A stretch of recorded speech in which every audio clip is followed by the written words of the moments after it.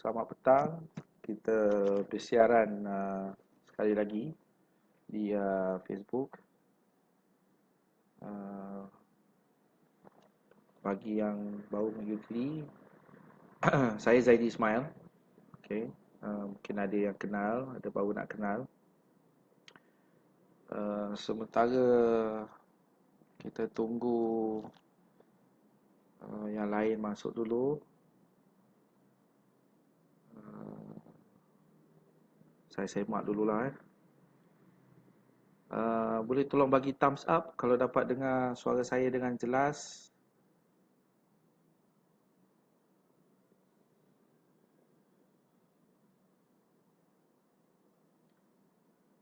Sementara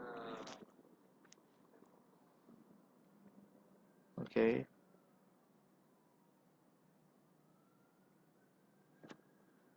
Waalaikumsalam. Boleh dengar suara saya dengan jelas? Okey. So, kalau semua boleh dengar. Waalaikumsalam. Bagi menjawab salam lah. Okey, sebelum bermula saya nak ambil kesempatan ni nak memberitahu bahawa sahabat saya, sahabat kami, Tuan Faizal Abdullah kini berada di hospital kerana ada masalah, dikabarkan mempunyai masalah jantung. Jadi kita harapkan beliau cepat sembuh, dan saya harap semua mendoakan kesejahteraan beliau dan kesihatan beliau. Semoga Tuan Faizal Abdullah selamat, tak ada apa-apalah. InsyaAllah, saya pun baru aja tahu. Jadi harap semuanya jalan dengan baik lah. Okey, so kita nak cerita apa petang ni? Seperti biasa kita ada satu kes. Mana yang tak tahu, boleh tengok, klik video, boleh tengok bahagian atas, tepi, kiri atau kanan, bergantung pada jenis telefon yang anda gunakan ataupun laptop yang anda gunakan. Saya ada paparkan latar belakang kes. So hari ini kita ada dua agenda hari ini. Yang pertama sekali, kita macam biasalah, kita bicarakan tentang kes kewangan daripada surat yang dikirimkan kepada saya lah. Bagi mereka yang ingin mengutus surat seperti ini, boleh PM saya di Facebook ataupun mengirimnya ke alamat email saya dengan mengikuti format seperti yang tertera di urusinsan@gmail.com. Okey, itu bagi mereka yang nak email, ataupun boleh PM saya di Facebook saya lah. Okey, so apa kes kita petang ni? Kes kita petang ni ialah seorang cashier, seorang wanita, okey, seorang cashier yang baru kerja 3 tahun, punya pendapatan bersih sekitar 1,600. So you know, gaji kecil, pendapatan kecil, macam mana nak beli kereta dengan rumah, dan waktu yang sama nak selesaikan hutang yang sedia ada. Itu tajuk perbincangan kita yang pertama. Yang kedua ialah bagaimana nak menyimpan. Kenapa tak boleh menyimpan sebenarnya? Okey, so kita pergi satu-satu. Kita pergi dengan kes kita yang pertama ni. Okey, cashier pendapatan 1,600. Okey, kita kira dulu asasnya. So kita kira dengan pendapatan 1,600, tolak komitmen beliau, PTPTN 171.88 sen. Saya bundakan RM172. Okey, kemudian perbelanjaan rumah bulanan mak bapak 300, lepas tu top up RM30. Kemudian duit belanja makan di pejabat RM150 di tempat kerja, barang dapur RM150. Kemudian lain-lain perbelanjaan lebih kurang RM50. Kemudian dia suka hobi membaca sekitar RM50. Apa lagi? Jadi ada lebihan sebanyak RM698 dan RM190 digunakan untuk membeli emas 1 gram sebulan. Jadi daripada maklumat yang diberikan, beliau ada lebihan sebanyak RM500 sebulan yang boleh disimpan lah. Okey, kalau dia nak simpan. Okay. So, persoalannya ialah dia tanya macam mana nak ubah pelan kewangan, nak tahu potensi kewangan dia. Lepas tu macam mana nak lansaikan PTPTN kurang daripada 4 tahun. Lepas tu ada modal untuk beli deposit rumah, ada cash untuk beli kereta second hand dan duit untuk kahwin. So ada 3 tu kan, nak beli rumah, nak beli kereta, lepas tu nak kahwin. Semuanya dalam 2019, dalam masa 2 tahun. So ini betul-betul minta miracle dengan saya ni. Okay, so kita tengok dulu apa yang kita tahu tentang kes ni. Okay, yang pertama sekali dia ada KWSP sekitar RM6,000 untuk akaun 1. Lepas tu dia ada akaun 2 sekitar RM2,000 lebih, RM2,800. Kemudian simpanan tabung haji lebih kurang RM2,007. Kemudian ada lebihan sebanyak RM508 yang boleh disimpan. Tidak termasuk simpanan emas RM190 lebih kurang 1 gram setiap bulan. Jadi kalau kita ambil kira keseluruhan, beliau boleh menyimpan sepatutnya sekitar RM700 sebulan lah, kalau kita bundarkan. Saya tak galakkan orang membayar PTPTN lebih daripada apa yang sepatutnya. Jadi dalam kes ni sepatutnya dia bayar 170 berapa tadi? PTPTN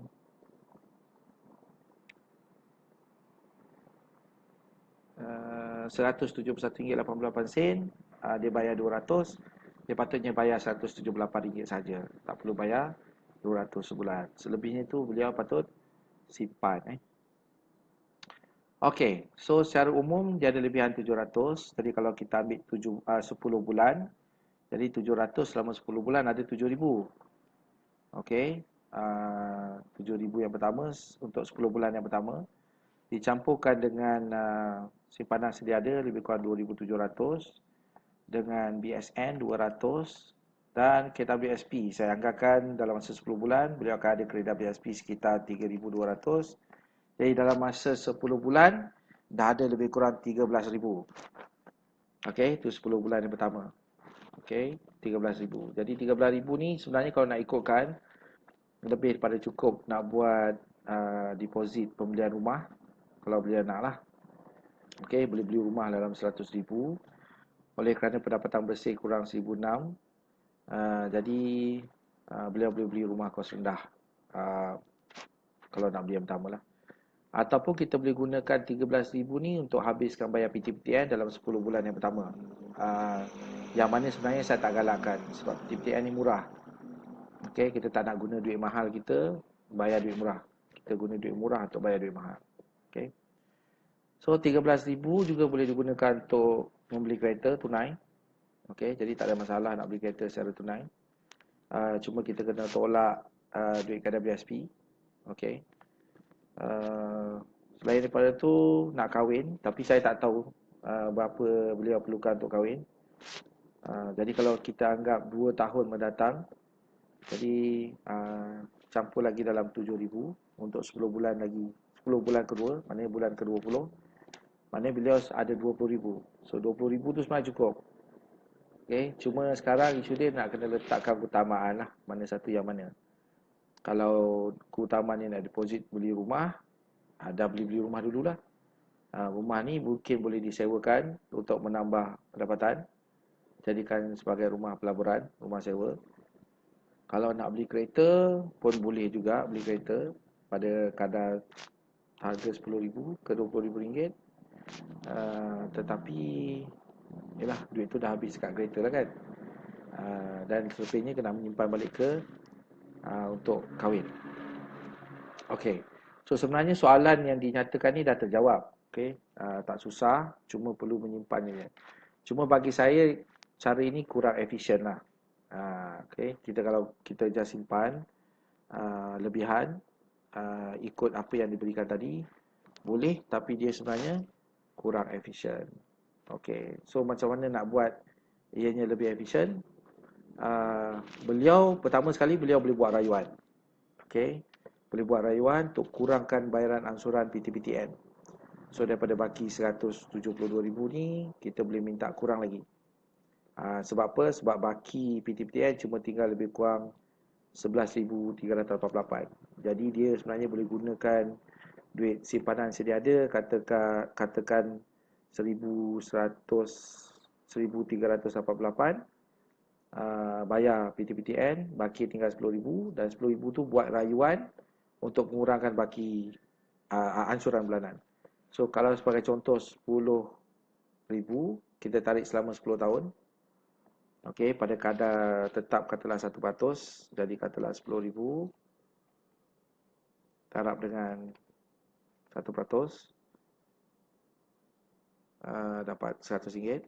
So 100 darab dengan 10 tahun campur dengan 10,000. Okey, jadi 11,000 bagi dengan 10 tahun, lebih kurang bagi dengan 12. Jadi ansuran bulanan tak sampai pun RM100.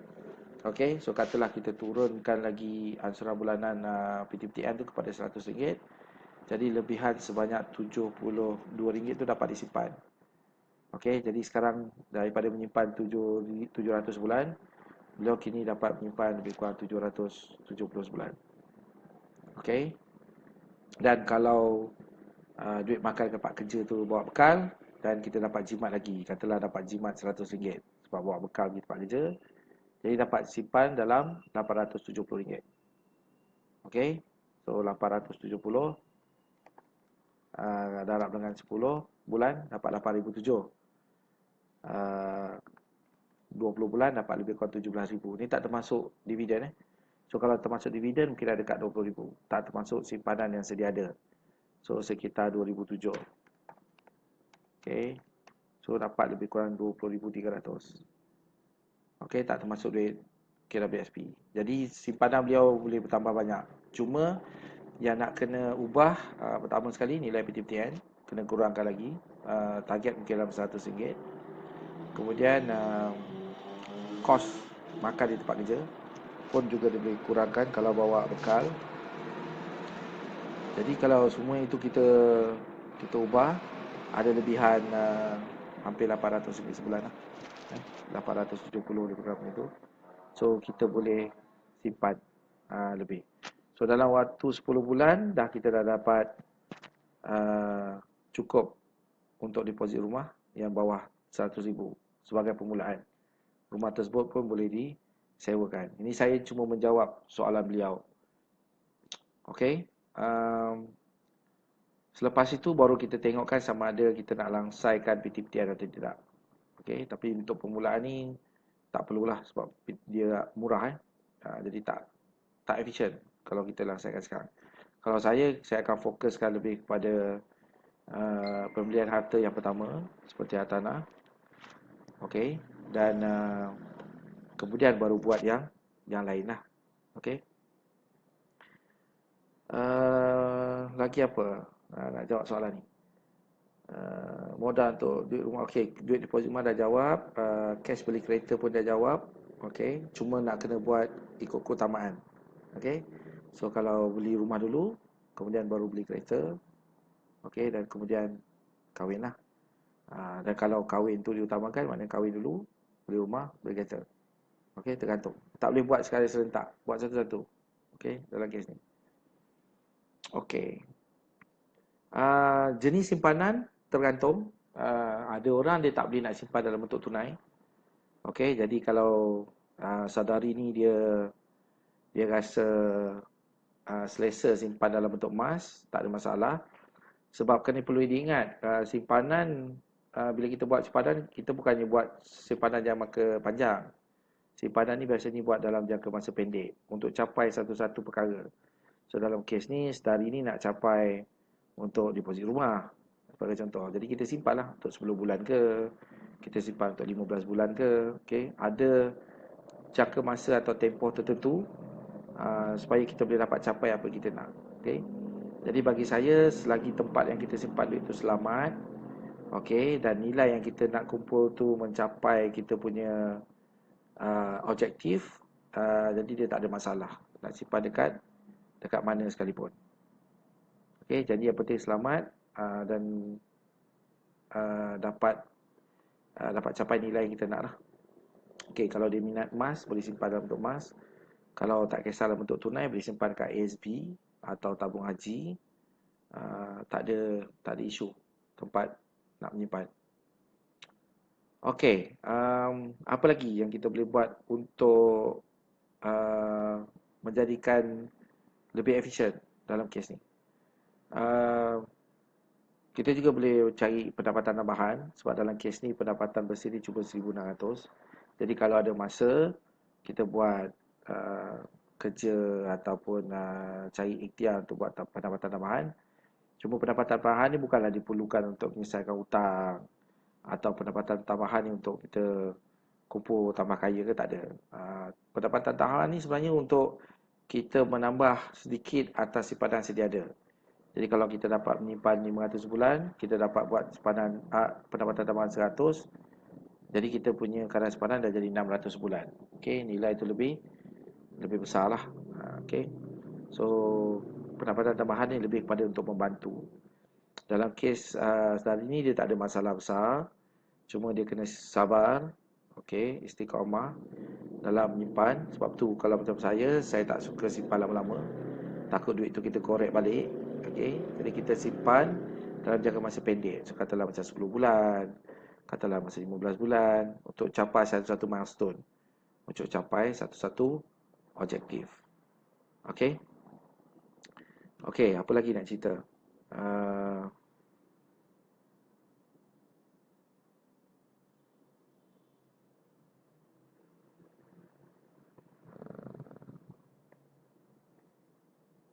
tak ada sangat.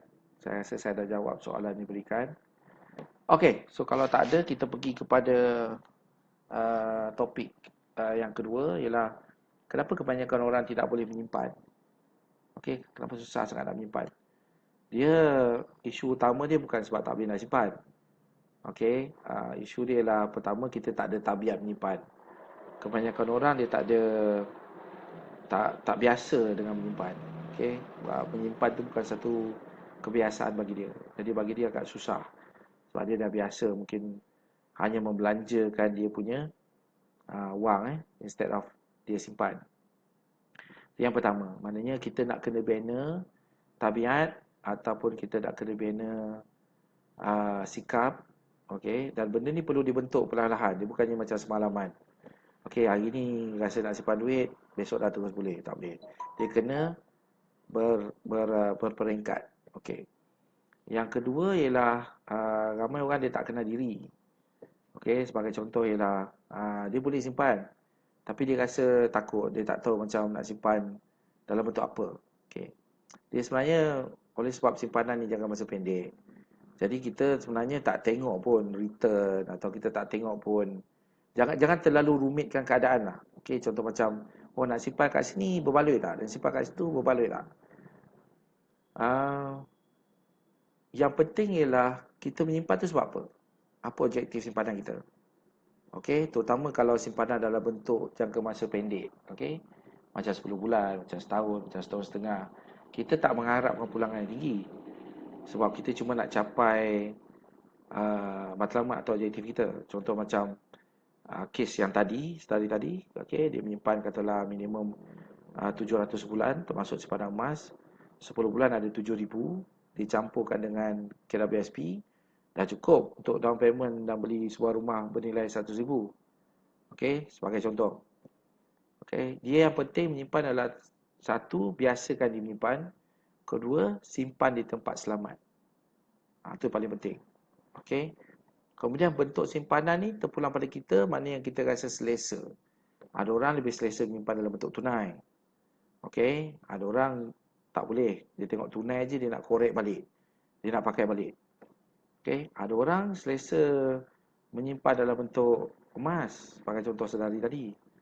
Okey, sebab dia rasa bila dia beli emas, benda tu dia tak boleh nak belanjakan. Kan? Itu dia lah. Okey, ada orang dia boleh tahan. Okey, ada orang dia tak boleh tahan. Ada juga yang mana kita boleh lakukan ialah kita simpan dalam akaun orang lain. Contoh macam suami simpan dalam akaun isteri, sebagai contoh. Jadi apa-apa berlaku, isteri ada akses kepada simpanan tersebut. Kalau kita takut isteri kita boros dan gunakan duit tersebut, maknanya buku simpanan tu kita boleh pegang.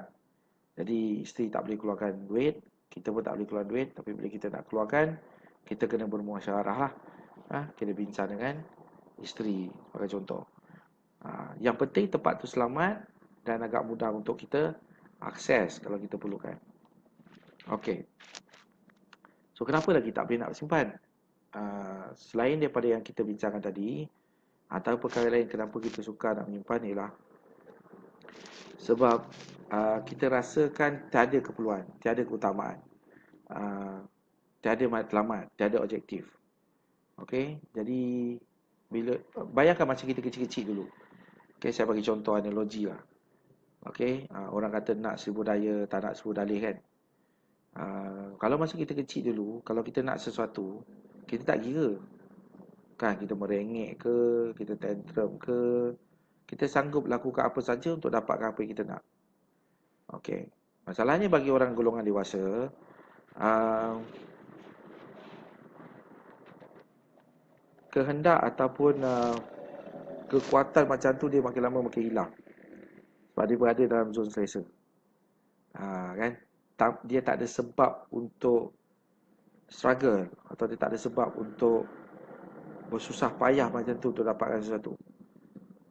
Sebab tak ada matlamat. Kan? Tapi kalau kita ada matlamat jelas, benda tu betul-betul kita inginkan, okay, kita akan usaha. Tak ada alasan. Okay. Selain daripada tu, kenapa orang tak simpan? Selain daripada tu, orang tak tahu nak simpan berapa. Ni common. Ni biasa terjadi. Banyak kes yang saya handle, banyak kes yang datang ke meja saya ialah dia tak tahu pun duit itu berapa. Kan? Berapa pendapatan dia, di mana duit tu dibelanjakan, kan, untuk tujuan apa, dia tak tahu. Dia tahu kalau ada duit dia belanja. Okey.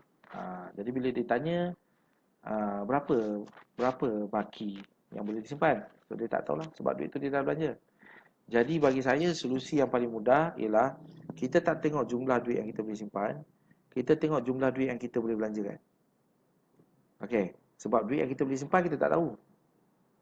Kan, kadang-kadang kita pun tak ada objektif jelas kenapa kita simpan. Tapi duit yang kita belanjakan mesti kita tahu. Sebagai contoh, kes yang sedari tadi. Dia tahu RM178 digunakan untuk RM171.88 digunakan untuk bayar PTPTN. Kan? Dia tahu nilai tu. Dia tahu RM150 digunakan untuk beli barang dapur. Okey. Dia tahu sebagai contoh RM190 guna untuk beli emas. Jadi kalau kita dah tahu jumlah yang kita belanjakan, kalau kita kira, pendapatan mesti kita dah tahu, benda tu tetap.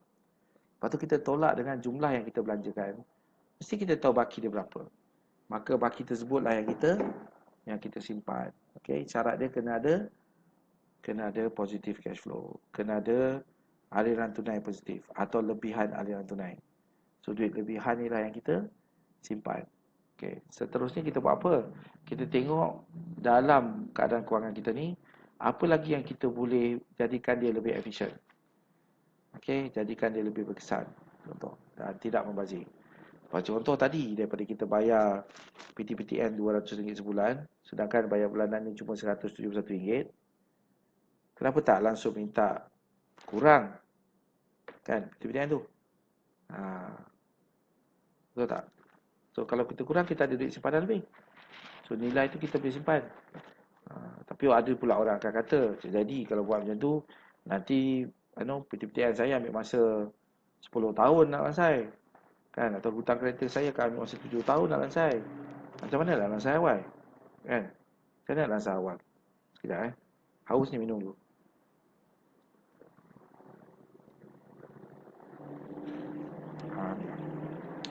So, macam mana nak lansai awal? Sebab kalau dah ada lebih-lebihan yang mana kita simpan tadi, sebagai contoh dalam kes yang kita bincangkan sebentar tadi, dia ada duit lebihan sebanyak 700 bulan. 10 bulan dah 7,000. Jadi kalau nak dikirakan kurang daripada 20 bulan, dia dah boleh lansaikan PTPTN kalau dia nak.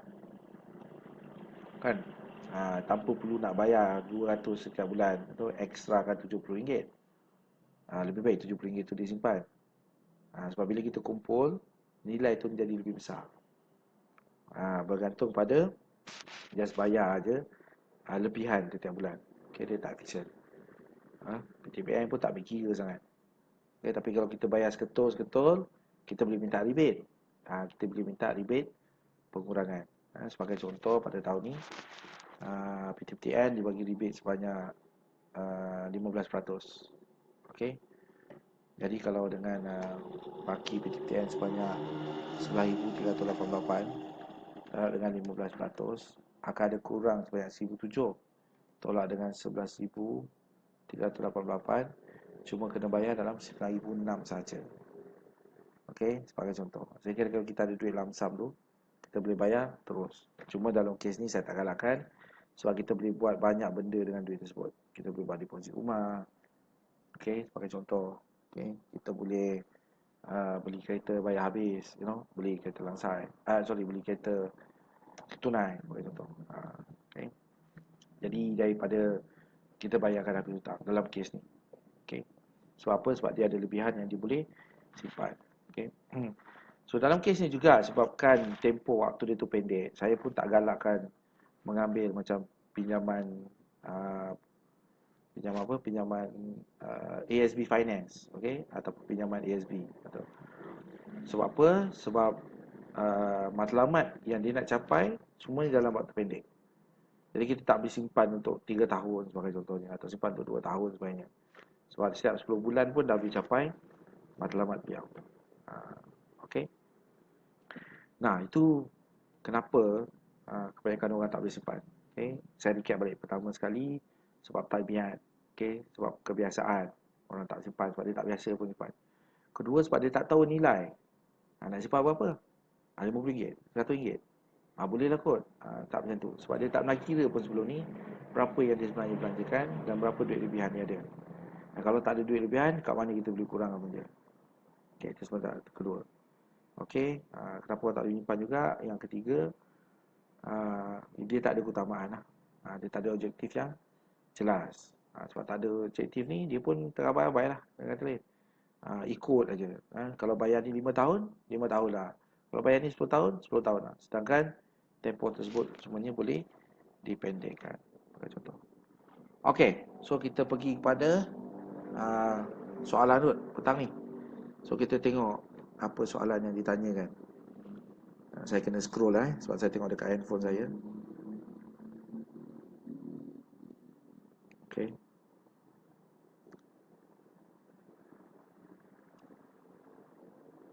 Apa soalan? Okey, moga sihat. Okey, amin. Tuan Fazal Abdullah lah. Okey, doakan beliau doakan Tuan Fazal Abdullah supaya cepat sembuh. Okey. Apa soalan? Tak ada soalan ke? Okey, untuk simpanan jangka masa pendek sesuai ke dengan emas? Macam saya nyatakan tadi, kita tak tengok bentuk Kita tak tengok dia simpan dalam bentuk emas ke, dia simpan dalam ASB ke, dia simpan dalam tabung haji ke, sebab sebab matlamat yang dia nak capai ni semua jangka masa pendek. Jadi kalau dia nak simpan dalam mana-mana bentuk pun boleh. Okey. Tak ada isu dekat situ. Yang penting dia dapat capai matlamat dia. Cuma saya nak tambah satu lagi. Duit lebihan atau duit simpanan yang dapat disimpan ni jangan digunakan keseluruhan untuk bayar hutang. Okey, tinggalkan sedikit untuk kecemasan. Okey, dalam kes macam ni paling minimum pun RM1,000 ataupun 3 bulan pendapatan. Kalau dapat cantik 6 bulan lah. Okey. So kalau dalam 1,600 darab dengan 3 bulan kena ada 4,008. Selebihnya tu kalau nak simpan untuk bayar hutang pun bayarlah, tak ada masalah. Okey, kalau tak ada pun, kalau rasa terdesak nak juga bayar hutang habis cepat ni, at least RM1,000 ada dalam tangan. Okey. Kalau tidak, jangan gunakan kesuruhan untuk bayar habis hutang. Okey, simpan sekaligus lebih efisien atau berbagai tempat simpan berbeza. Okey. Kalau mempunyai jenis matlamat macam ni, dalam kes ni dia ada 3 je lah.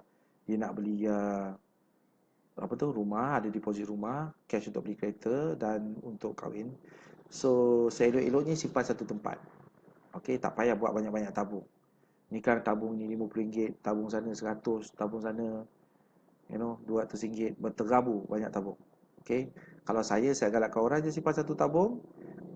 semuanya disimpan itu. Kalau dapat simpan 500, 500 kat situ. 1000, 1000 kat situ. 2000, 2000 kat situ. Kenapa? Sebab manusia ni, kita ni result oriented creatures. Okay, ataupun manusia ni dia kena tengok hasil untuk dia bermotivasi. Kalau dia tak nampak hasil, dia akan rasa lemau. Okay, sebagai contoh, kalau you nak kurangkan berat badan, sebagai contoh kalau kita nak kurangkan berat badan, so kita senaman, kita keluarkan peluh, kita cuba timbang. Sebelum tu kita timbang dulu lah, kalau berat kita 100 kilo, lepas tu kita senaman gila-gila, lepas tu kita timbang balik. Oh, susut 2 kilo. Okay, susut 2 kilo tu semua bukan berat badan kita yang susut. Susut 2 kilo tu sebab air yang susut. Okay, tapi kalau kita tak nampak susut, kita tak ada motivasi untuk teruskan rejim tu. Faham maksud saya tak? Kita tak ada sebab untuk rasa lemau lah, rasa letih nak meneruskan usaha. Okay. Okay. Jadi kalau macam saya, sebab tu kalau macam si kewangan ni, kita letak kat satu tempat, jadi kita boleh nampak result. Okay, bulan ni dapat simpan 500. Kita tengok baki, ada 500 lah. Bulan depan simpan lagi 500 kat satu tempat. Kita ada 1000 dah. 2 bulan je dah ada 1000. Okay, 5 bulan je ada 2500. Nampak tak? Daripada kita tengok banyak tabung, yang ini ada 200, yang ni ada RM50, yang ini ada 100 kan. Kalau bila kita tengok tabung yang kita nak guna untuk 3000, kita tengok lamanya lagi baru 3000. Nampak tak? Tapi kalau kita letak dekat satu tempat kan, dia secara langsung memotivasikan kita. Kita tengok nilai tu dah sampai macam mana kita target, kita boleh ambil dan terus guna. Kalau kita target nak duit katalah 15,000 untuk deposit rumah kan, kita tengok kita punya tabung ada 20,000, kita dah boleh ambil 15,000 dan boleh terus beli rumah dah. Okay, so tak perlu nak hesitate. Okay, jadi simpan satu tempat. Tu saya lah. Okay, tapi kalau you all ada banyak masa, okay, boleh nak uruskan sampai 5, 6, 7 tabung ni, silakan. Okay, ini pandangan saya. Dia tak semestinya saya betul atau orang lain betul. Dia ikutlah masing-masing. Ikut dia punya keselesaan. Okay, apa lagi soalan? Sekiranya cash ada, adakah sesuai untuk selesaikan PTPTN tu? Tengok, kita kena kira dulu. So dalam kes cik adik kita ni, dalam kes akak kita ni, dia tak efisien untuk terus langsaikan PTPTN kerana dia murah, satu. Kedua, bakinya kecil. Okay, kita mungkin boleh bayar 1,388, genapkan baki dalam 10,000. Okay, tapi duit lebihan tu lebih sesuai kita kumpul. Contohnya kita beli rumah. Okay, deposit katalah 10,000, dah boleh beli 100,000.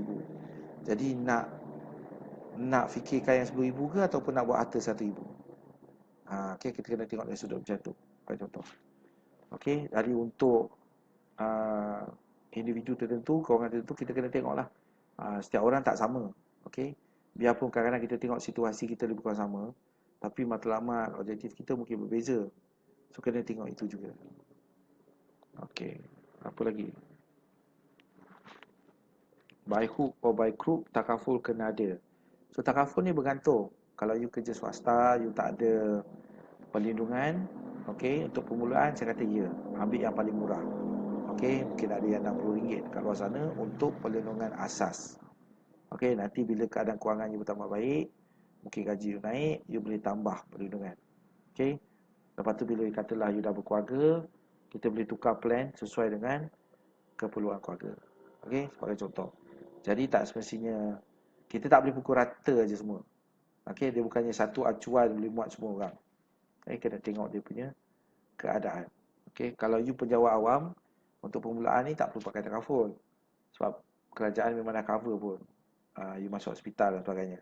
Cuma kalau mati tu tak adalah. Kan, kalau untuk mati tu boleh ambil PA ataupun insurans kemalangan ataupun insurans nyawa.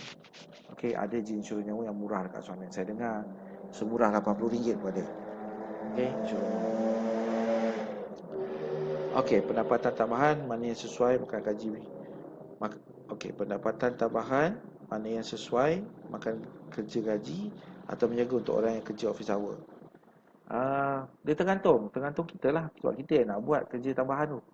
Kita nak cari pendapatan tambahan tu. Kalau kita rasa penat, telah kerja kita kat pejabat pun banyak, sibuk, mungkin meniaga tu tidak sesuai.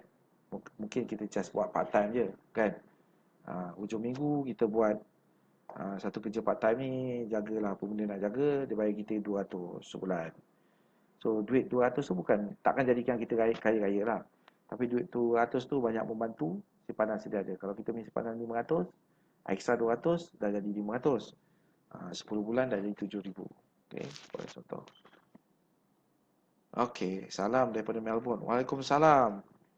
Harap cuaca di Melbourne baik ketika ini. Okey, apa lagi soalan? Gaji 1,500 je bos, macam mana tu? Yang macam saya tunjukkan tadi, gaji bersih dia 1,600. Boleh lah. So kalau gaji 1,500, kita kena buat lah cara 1,500. Kan? Nak tahu macam mana, hantar surat kat saya. Barulah kita tengok kan, mana yang boleh kita kurangkan, mana kita boleh tambah, mana kita boleh jadikan dia lebih efisien. Kan? Kalau tanya soalan umum macam ni, gaji saya 1,000 macam mana tu? Sama macam orang tanya soalan, saya gemuk macam mana? Kan? Tak boleh lah macam tu. Bagilah detail, barulah kita dapat komen. Bagaimana kalau ada tunggakan 3 kad kredit personal loan, boleh ke minta restructure semua sebab kehilangan kerja? Minta restructure ni boleh, bila-bila masa boleh restructure. Sama ada lulus atau tidak tu, itu tergantung pada mereka lah. Kan? Bukan kita yang tentukan sebabnya boleh lulus atau tidak. Tapi minta tu, semua orang boleh minta. Boleh mohon. Okey? Jika ada simpanan 100,000 dalam SB, bagaimana nak jadikan duit lagi? Kalau simpanan SB pun dah jadi duit dah. Nak jadikan duit lagi, banyak cara lah. Okay? Kita boleh melabur. Kan? Itu yang paling asas. Kita boleh gunakan modal berniaga. So nak berniaga apa, nak melabur apa, itu sebenarnya soalan yang kita boleh jawab kemudian setelah kita tahu, setelah kita ada objektif apa yang kita nak capai. Objektif dulu. Jangan ditanya kenderaannya dulu. Jangan ditanya alatnya. Tanya destinasinya. Baru kita boleh pilih alat yang sesuai. Antara hutang PTTN, Easy RSB loan dan hutang kereta, mana satu yang galakkan untuk settle dulu? Of course, RSB loan lah. Sebab RSB loan ni dia punya interest tinggi. Lebih kurang sama macam kad kredit lah. So kalau antara Easy RSB dengan kad kredit, saya akan kata suruh settlekan kad kredit, lepas tu Easy RSB lah. Okay. Tapi macam mana pun kita kena tengok baki dia dan impact aliran tunai. Kena kira. Kalau tak memberi banyak impact aliran tunai, kita pun tak settlekan, tak lansaikan loan tersebut. Buat apa kan? Buat kerja banyak tapi sebenarnya untung sikit. Jadi kita kena tengok dan kita kena analisa. Okay, berapa contoh baki hutangnya. Kan, dan kalau kita lansaikan, berapa aliran tunai kita boleh dapat. Okay, dan sebagainya. Okay, lepas tu line slow tu saya tak boleh nak buat apa lah. Kena upgrade internet you. Okey, untuk simpanan jangka masa panjang, yang manakah tuan rasa lebih selamat? Paling muncul okey ke? Okay, macam saya sebutkan tadi, saya tak galakkan orang simpan masa-masa panjang. Paling lama pun boleh simpan adalah lebih kurang 18 bulan. Okey, sebab dalam tempoh 18 bulan tu kena ada matlamat kenapa kita nak menyimpan. Kecuali simpanan kecemasan. Itu memang kita biarkan kat situ je lah kalau dia tak susut. Sebab nama pun dah kecemasan. Okey. Tapi untuk dapatkan sesuatu, untuk dapatkan matlamat kita, simpanan mesti jangan masa pendek. Saya galakkan cuma sekitar 18 bulan. Okey, walau bagaimanapun ada juga situasi yang mana kita tak boleh nak sentuh duit tu. Sebagai contoh, duit KWSP akaun 1. So persoalan dia nak biarkan duit KWSP akaun 1 dekat akaun 1 atau nak masukkan dalam unit trust atau saham atau benda-benda lain yang kita rasa lebih berbaloi. Okey, persoalan ni lah kita rasa. Betul tak betul tak tahu lagi kan. Jadi jawapan saya lah kira. Kalau kita rasa dengan kita kira itu betul dan lebih sesuai, lebih menguntungkan untuk letak dekat kenderaan atau vehicle lain seperti tabung haji dan seperti unit trust dan sebagainya, setelah dikira silakan, tak ada masalah. Cuma masalahnya orang dia tak kira, dia main rasa-rasa. Kewangan ni bukan main rasa. Kewangan ni kita kena kira. Sebab tu saya kata kena berkira-kira. Okey, apa lagi satu? Soalan, jika boleh menyimpan 300 bulan dan masa yang sama bayar hutang kredit dah 300 bulan, hutang total 600, mana lebih baik? Bayar bulanan 300 dan simpan 300 atau bayar 600 setiap bulan? Kalau saya akan simpan 300 dan bayar kad kredit 300 yang biasa. Cuma saya akan set target. Saya simpan 300, mungkin 10 bulan dah ada 3,000. Duit 3,000 tu saya akan bayar kad kredit saya serentak. Okey, itu satu saya boleh buat. Ataupun saya tukar je bentuk kad kredit. Kalau katalah kad kredit ni cuma ada satu dan saya rasa membebankan dan masih lagi ada hutang, okey, apa saya buat ialah saya boleh refinance kad kredit tu dan kurangkan angsuran bulanan dia. Lebihan tu saya boleh simpan. Macam mana nak refinance kad kredit? Ada banyak kaedah. Kita boleh buat EPP kalau kita nak. Kita boleh ambil personal loan tutup kad kredit tu kalau kita nak. Kalau ada yang bagi kebenaran sebagai contoh. Okey, apa lagi? Ya betul. Bila banyak duit tu dalam satu tempat memang seronok. Okey.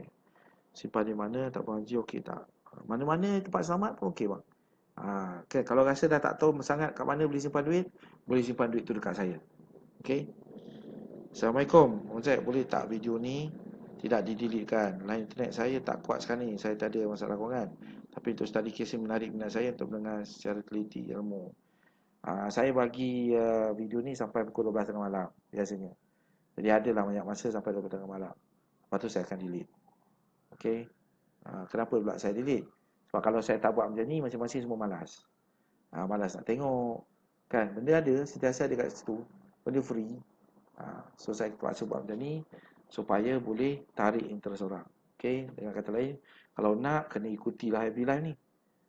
Betul. Okey, ataupun tengok video ni selepas FB Live, jangan buangkan masa. Okey. Apa lagi? Jika kehilangan kerja dan komitmen hutang banyak, lebih baik ikhtiar mustis atau kontak bank maklum kehilangan kerja. Ikhtiar lah dulu bang.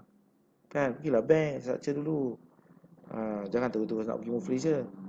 Kan, nanti menyesal semua hidup. Okay. Salam puan, ESB loan mana yang terbaik untuk long term? Dia tak ada long term investment. Lagi satu, ESB loan ni bukan investment. Dia tempat simpan duit je. Okay, sebab dia pun tak mencukupi syarat-syarat sebagai harta. Okay, apa syarat-syarat harta? Benda tu dulu saya dah sebut lah. Kalau nak ulang, mungkin saya ulang akan datang. Next time. Okay. Bagaimana untuk jadi ahli insan tuan? Ahli insan, just email saja. Email pada urusinsan@gmail.com.my. Sorry.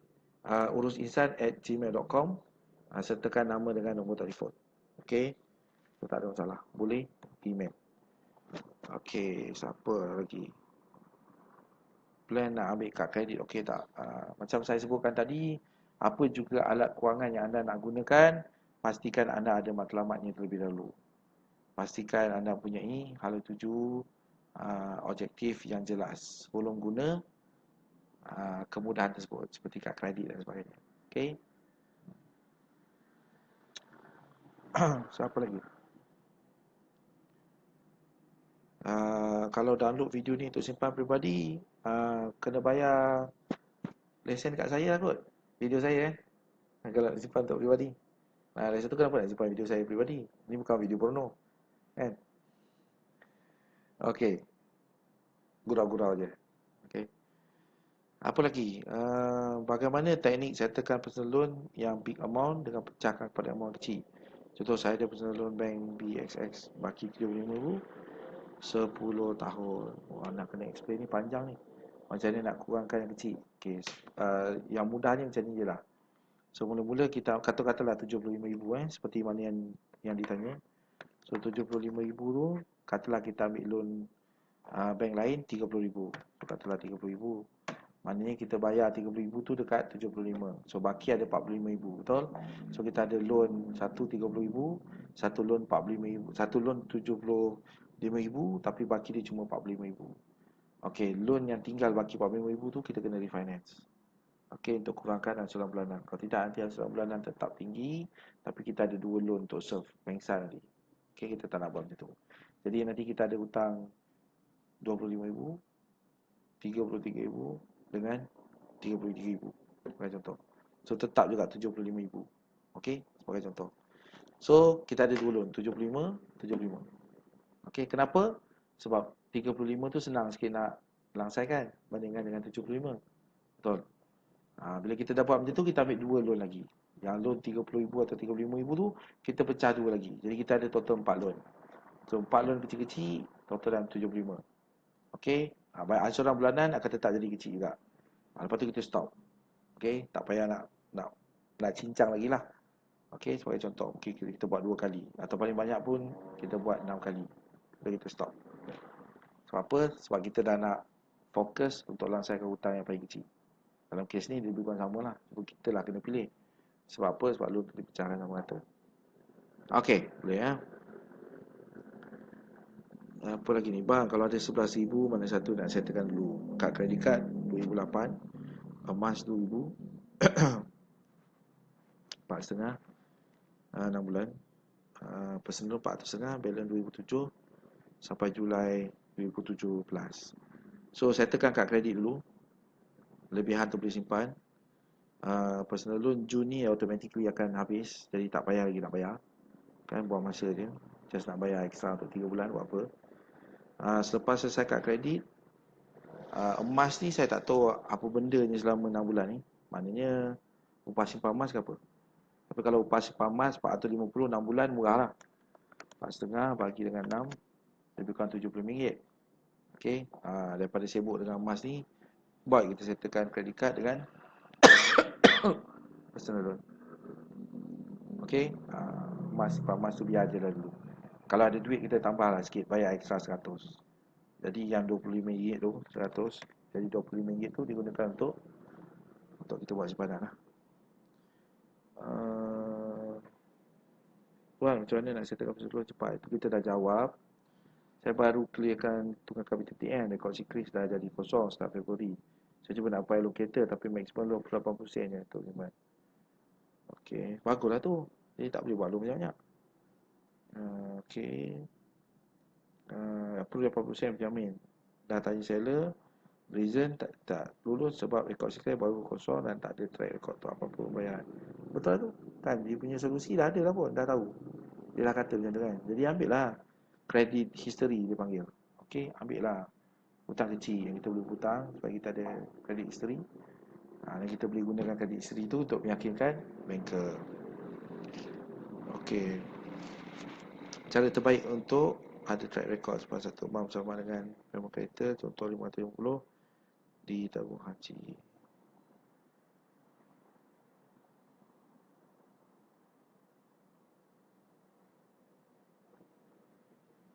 Okey. Lagi apa lagi? Apa lagi soalan? Duit mortgage unit. Apa ni? Tak faham. Okey bang. Okey, duit mortgage unit yang disewakan baru selesai persoalan atau belian rumah seterusnya? Duit mortgage unit yang disewakan tu. Mana duit lebihan sewa? Duit lebihan sewa kita kumpul lah, simpan. Lepas tu terpulang lah, tengoklah matlamat nak buat apa. Kalau matlamat nak langsaikan loan rumah tersebut, kita lansai lah. Kalau matlamat nak selesaikan personal loan, kita personal loan kan lah. Lansaikan lah dulu.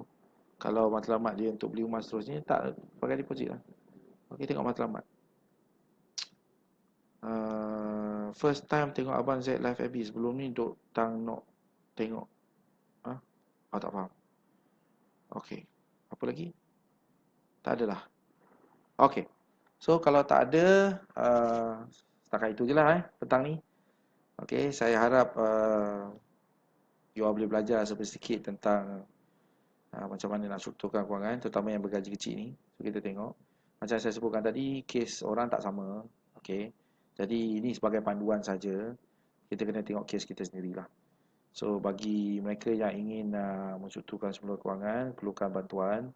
Kalau rasanya nombor-nombor ni pening, tak tahu mana satu mana atau mana satu mana, boleh kirimkan surat kepada saya dan saya akan tengokkan. Dan kalau ianya perlu untuk bersesi, okey, saya akan bagi tahu. Isu ni perlu bersesi. Kalau benda tu perkara kecil, saya just bagi tahu alright, boleh selesaikan macam ni.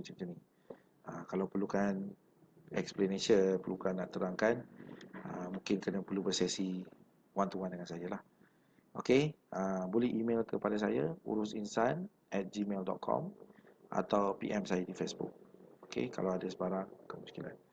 So untuk itu saya sudahi dengan wabillahi taufiq wa hidayah. Assalamualaikum warahmatullahi wabarakatuh. InsyaAllah kalau tak ada harap umur panjang, kita jumpa lagi. Okay, sesi akan datang. Okay, tengok waktu terluang saya. Video ini saya akan biarkan sehingga pukul 12 malam ni. Dan selepas tu saya akan delete dan padam lah. Okay, so jumpa you all akan datang. Bye.